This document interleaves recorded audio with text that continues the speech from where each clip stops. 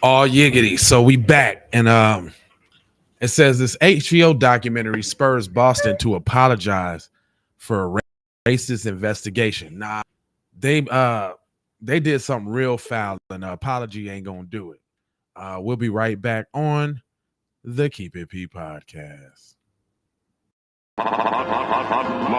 Music TV.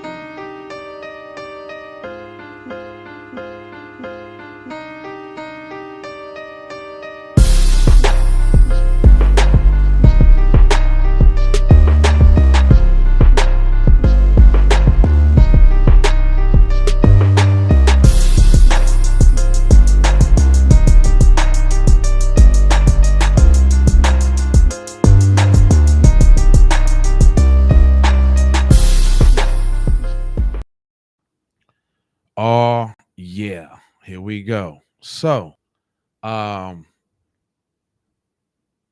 uh,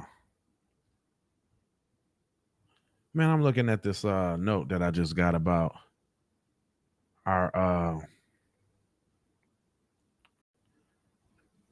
please send the eligibility. So we're trying to put this documentary out, y'all, and they just sent me some stuff. But man, listen, let me go ahead and bust this down for y'all real quick because that just kind of threw me.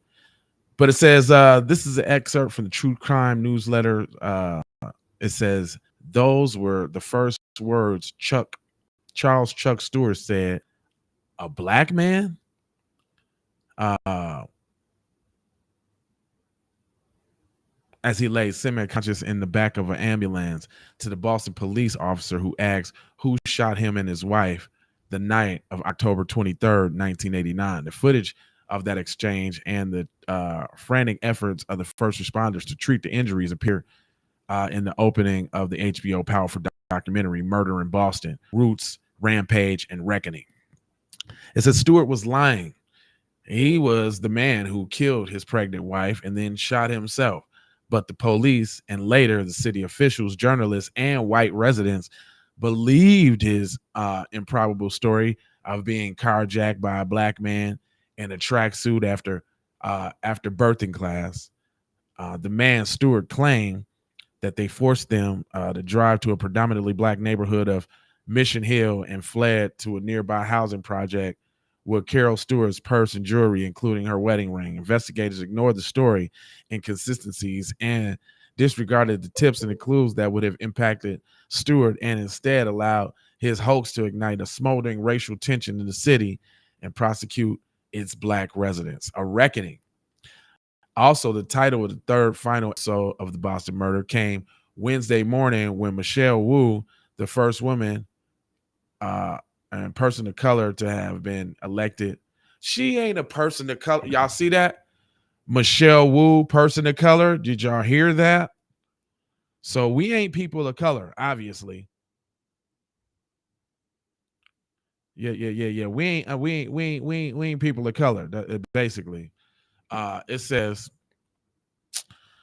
there's no evidence that the black man had committed this crime. Wu said, but uh,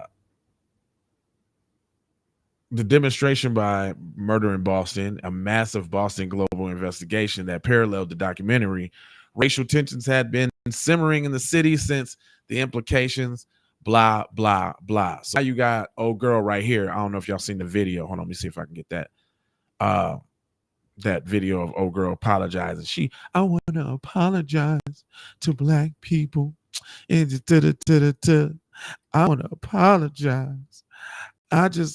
Because to Alan Swan and them, because we wrongfully convicted them, and we sent them to jail. Hold on, let me see. Here go the video, y'all. Right here, we gonna watch the video real quick, so we can hear her say what she got to say. But it really ain't no apology. There is no apology. What up? Hold on. So y'all telling me that they don't got the apology video nowhere? You ain't supposed to see that, huh? Hold on real quick. We gonna get this video. Mm-mm. We gonna get this.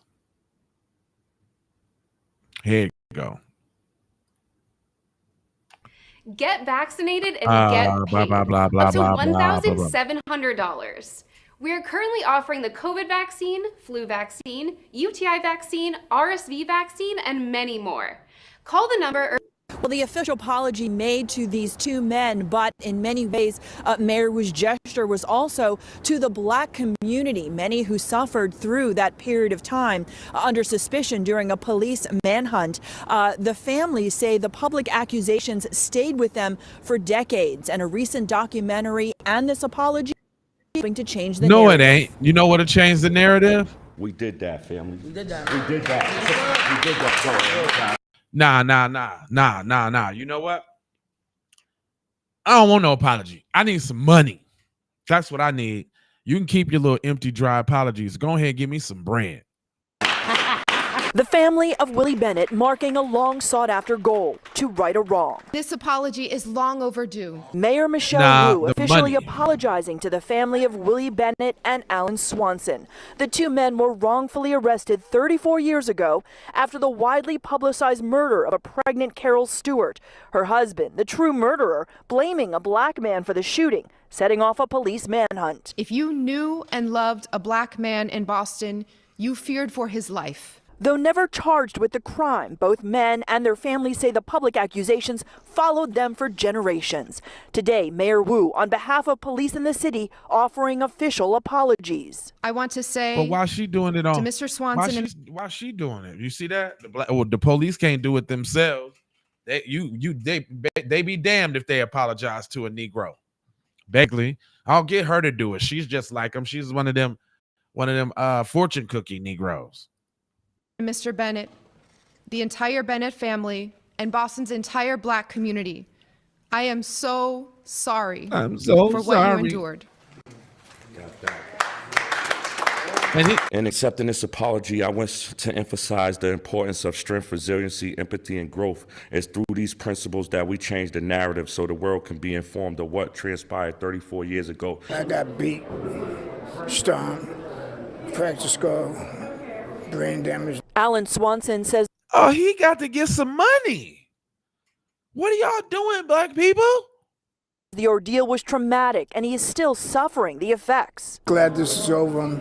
I just need some compensation for all the trouble and pain I'm still going through. Swanson That's and the right. Bennett family say the apology is only the beginning to right the wrong. Your apology is accepted. Yes, sir. Your apology is accepted. Yes. Your apology is accepted. Thank you. Your apology is accepted. But no. See, they ain't put that. No, I'm glad they put. I'm glad they put old school saying what it is. Now I need some compensation. Forget the apology. All right, the apology school. What's up with that compensation though? Now you heard Mr. Swanson say, and the Bennett families also believe that they deserve some financial compensation for what the two men and their families have gone through over the last 3 decades. Mayor Wu not saying specifically whether the city is going to pay them, but also pointing to a reparations task force as well as other needs that they've been speaking with privately with the families. See, look how they trying to throw the reparations out there. Did they say task force? That's the new word. Task force. We gonna get a commission to study the commission to study the commission. Did they do that for any of the immigrants? No. Did they do that for the Asians when they so-called was experiencing so-called minimal people disagreeing with them and not attacking them and not hurting them physically? Just people saying things that they didn't like. No, they gave them the money. See how they try to do you black people? That's why you got to stand on their neck. You don't give them no slack at all. You got to be on them all day long. Let me hear that again. He is going to pay them, but also pointing to a reparations task force. Task force? Man, keep your task force, fam. We don't need your task force, B. Cut them brothers that check. And you see how they try to smooth that in there? Like, this should keep them quiet. We know y'all want reparation, so we going to do a task force. Girl, please. As well as other needs that they've been speaking with privately with the families. Live at City Hall, Sarah Conji. So other needs they've been speaking with privacy. So yeah, what y'all need a car, y'all need some jobs. We'll give y'all some jobs. We'll see if we can get y'all some old city vehicles or something to drive in, but y'all can't get no money. Nope, we can't give you no money though. Boy, I wouldn't even accept that. Matter of fact, I would have told him I don't even want the apology. But then, you see, I don't know if they're going off the psychology that if they admit to the wrongdoing, then it would be easier to get compensated. You see what I'm saying?